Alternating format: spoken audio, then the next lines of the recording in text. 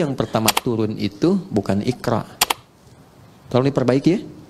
Wahyu yang pertama turun itu bukan Iqra. Tapi wahyu yang pertama turun, Iqra bismi rabbikal ladzi khalaq. Karena saat turun Iqra, Nabi jawab, ma'ana biqari. Iqra ma'ana biqari. Itu perintah Jibril, baca. Ya, Allah mewahyukan, baca. Kata Nabi, saya betul-betul nggak bisa baca. Sudah pakai ma, istifham, pakai ba taukid. Ma'ana bi, betul-betul saya nggak bisa.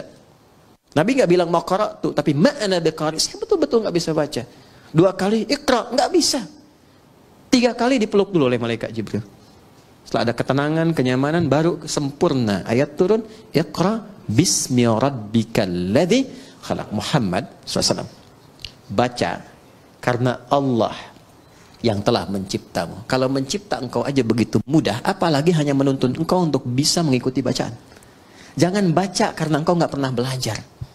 Nggak pernah punya guru yang mengajar. Nggak pernah sekolah. Lakukan karena Allah, maka semua yang sulit akan mudah. Karena itu di bismi rabbikal ladzi khalaq itu ada alifnya. Silakan cek di surah Al-Alaq tuh, surah 96 ayat 1. Iqra. Ya, Iqra begini. Bismi, nah ada alifnya. Nih. Ini baru sebagian ya. Nanti ada ayat-ayat lain juga yang bisa kita konfirmasikan. Ini saya kasih contoh 1 di antara sekian. Pasti ada alifnya, harus ada ini. Nggak mungkin nggak ada, harus ada. Ada nggak? Hah? Ada? Begini tulisannya. Ya kan? Ba, ada alif ke atas kan? Ada ismi. Di Bismillahirrahmanirrahim alifnya nggak ada. Langsung nyambung. Kenapa sebabnya? Perhatikan sini. 1, alif biasanya fungsinya untuk memanjangkan bacaan. Dapat alif tambah harakatnya 1, makanya ada istilah 2 harakat.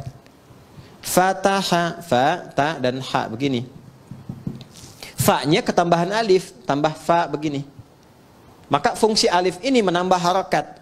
Yang tadinya cuma 1, fa tambah lagi 1 harakat. Jadi istilahnya 2 harakat, 1, 2. Kalau fa aja sudah punya batasan, fa, maka tambah lagi 1 a. Ada 2 kan? Maka tambah panjangnya sedikit, fa. Itu yang dimaksud 2 harakat. 3 harakat tambahkan lagi 1, 4 harakat tambah lagi 1. Ya, kalau kami belajarnya pakai detik, setiap 2 harakat 1 detik. Tak. Ya, di kalau 4 harakat berapa detik? 2 detik. 5 harakat 2,5 detik. Nanti masuk di bab mad. Mad wajib muttasil, mad jaiz munfasil dan seterusnya. Nah, yang dimaksud 2 harakat, 4 harakat, 6 harakat ini. Ditambah alif, alif ini gambaran dari harakat. Jadi kalau sudah ada ini maksudnya dibacanya 2 kali seperti ini, 2 kali harakat. Fatah. Jelas? Alif fungsinya memanjangkan bacaan. Dan kalau sudah ada alif, harokat yang sesuai adalah fathah. Kalau kasrah itu ya. Kalau dhammah, waw. Tapi ini menarik, harokatnya kasrah, iqra bi, pakai ya, pakai kasrah. Tapi tandanya alif. Kenapa nggak dibuang saja? Untuk memberikan kesan, karena pertama kali Nabi diminta membaca iqra, beliau merasa tidak mudah, panjang prosesnya. Menunjukkan sesuatu yang tidak mudah, panjang, kadang berliku, kadang tidak mudah. Tapi kalau semua dilakukan karena Allah, maka Allah akan membuat yang panjang semakin pendek, yang sulit akan semakin mudah. Itulah sebabnya ketika walaupun di sini ada alifnya, tetap dibacanya cepat dan pendek. Iqra bismi rabbik. Jadi Anda kalau menghafal Quran dikerjakan karena Allah, bukan karena target dari RQM harus selesai sekian. Kalau enggak jadi umroh. Cuman sampai ke Cengkareng aja misalnya kan. Ya. Saya menghafal bukan karena tuntutan dari kurikulum, tapi saya lakukan karena Allah. Maka akan terjadi akselerasi. Ya, kuantum, lompatan yang bahkan akan melewati orang-orang yang bahkan sudah punya hafalan banyak. Gitu. Itu yang kami dahulukan kepada para penghafal. Bisa dibayangkan ada anak dan ibu masuk karantina hafalan Quran. Ibu sudah punya bekal 3-5 juz, anak masih kosong. Ibunya target ingin jadi hafidhah, ikut itu. Anaknya terserah Allah saja deh mah. Dipaksa ibunya masuk, ya udah karena Allah saya hafalkan. Hari ke-27 anaknya hafal 30 juz, ibunya belum sampai. Bayang? Oke, maka ini yang saya ingin terangkan fungsi alif. Kenapa di sini dihilangkan alif ya? untuk memberikan gambaran, orang yang memulai dengan kalimat Bismillahirrahmanirrahim, maka semua proses yang sulit seketika akan dihilangkan oleh Allah tanpa harus mengalaminya lagi. Paham? Gitu. Tapi dengan cara baca yang benar. Ya, makanya orang dulu tuh Bismillahirrahmanirrahim. Ada yang dapat begini, mudah begitu karena cara bacanya benar. Ya, orang sekarang baca Bismillah niatnya pengen terbang, pengen jalan di sungai, itu kan sudah nggak betul kan? Sudah pengen baca pikiran orang, hah? Gitu. Atau dipakai untuk hal-hal yang tidak sesuai dengan syariat, ya tidak akan nyambung. Ya, ya kasembung main layangan, nggak nyambung sayang. Ya?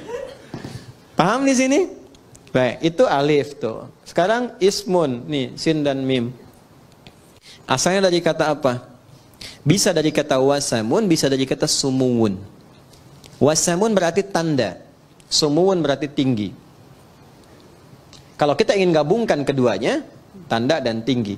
Orang yang senantiasa melakukan perbuatan dengan awalan Bismillahirrahmanirrahim, meniatkan karena Allah, maka hamba itu akan langsung ditandai oleh Allah Subhanahu wa ta'ala dan ditinggikan derajatnya di hadapan Allah. Sudah. Allah, nama yang menunjuk pada dua hal sekaligus. Satu, sifat ketuhanan. Yang kedua, pusat penyembahan. Ya, sifat uluhiyah, ketuhanan, dan ubudiyah, penyembahan. Duanya ditemukan, kedua makna ini ditemukan dari Allah sendiri di Quran surah Thaha, surah ke-20 ayat ke-14. Perhatikan kalimatnya. Innani anallahu. Sayalah Allah, kata Allah. Apa makna Allah itu? Satu, la ilaha illa ana. Nggak ada Tuhan kecuali saya. Itu sifat ketuhanan. Jadi kalau sudah la ilaha illallah, nggak boleh menuhankan yang lain. Jelas ya? Harus ke Allah saja. Nggak bisa mengatakan lisannya semua agama sama. Kita menghormati, bedakan dengan penghormatan ya. Ingat, ya, bedakan dengan penghormatan. Kita menghormati keyakinan orang lain. Nggak boleh kita menyakiti, nggak boleh melecehkan, nggak boleh menghina. Ingat itu ya, nggak boleh menghina. Di Islam itu menghina keyakinan orang haram hukumnya.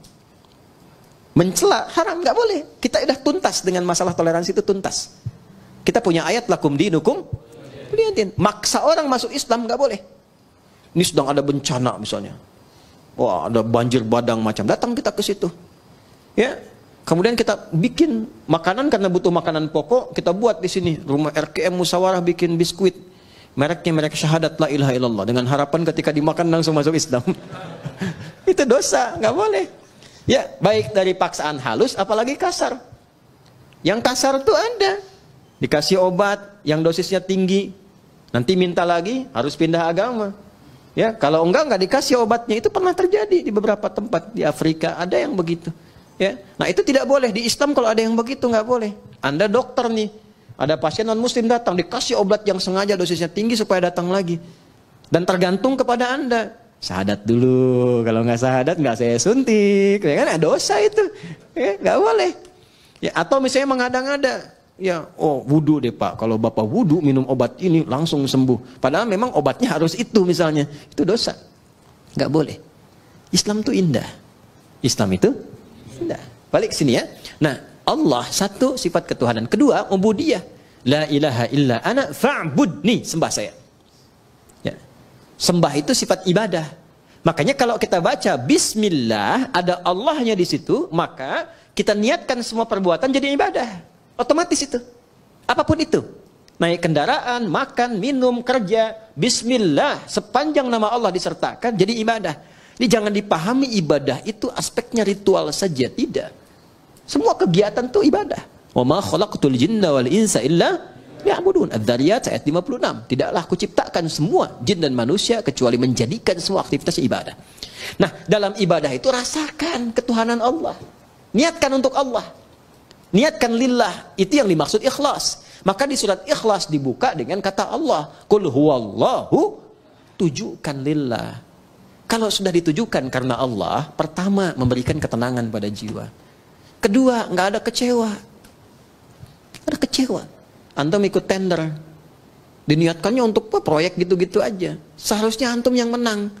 Kualifikasinya antum yang dapat, tapi diserobot orang lain, kecewa antum.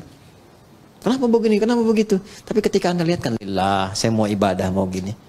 Ya, begitu diambil orang, Allah mungkin punya hikmah lebih baik. Saya ikhtiarkan, nggak dapat, ya sudah. Ya, ada tanggung jawab, dia begini, begitu. Itu nikmatnya lillah tuh begitu. Untuk merawat nih ya, teman-teman santri begini. Tiba-tiba ada perilaku yang nggak sesuai dengan harapan antum. Bisa kecewa. Saya rawat-rawat, saya begini, begitu. Ternyata perlakuan kamu begini. Padahal yang menitipkan rezeki juga Allah, yang menetapkan dia hadir di sini Allah, ya kan? Maka ketika muncul sifat itu, hilanglah kemudian keberkahannya. Tapi ketika semua diniatkan karena Allah, maka ada sifat bijak, tenang hati kita bisa membaca, oh ini, itulah tadabbur. Mungkin maknanya begini ya. Dia dititipkan supaya memotivasi kita lebih memberikan perhatian lagi. Kemudian perhatian itu tiba-tiba anaknya bisa berubah. Itu yang disebut Allah.